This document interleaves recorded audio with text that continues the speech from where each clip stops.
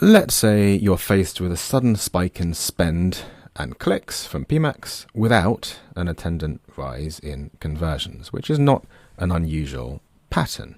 And you want to see what's happened. What has PMax started leaning into to your disadvantage? Well, there's a certain amount you can tell from the channel reports, but for a bit more precision, you might want to look at the placement report. Now, there's a bit more you can do with the PMax placement report than at first appears.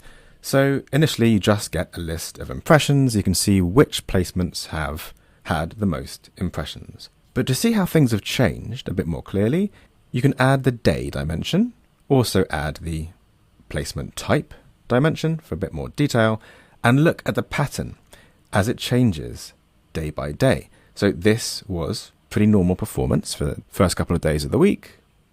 Nothing that looks clearly low value and nothing dominating.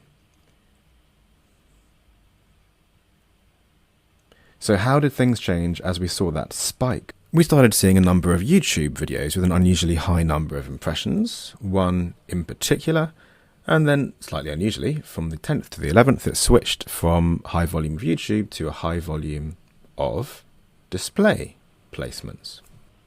We can also turn this into a time series report and see the same thing represented that way.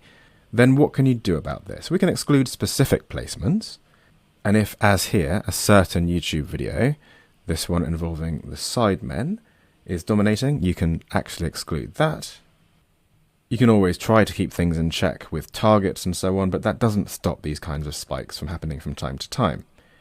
One more tip while we're in here is that if you want to see what else you can investigate in this or any other report, instead of having to seek out the compatible metrics from the sea of incompatible grayed out ones, if you click on these three dots, you can switch it to show only the compatible metrics, hide the incompatible ones, so you can see what you can see.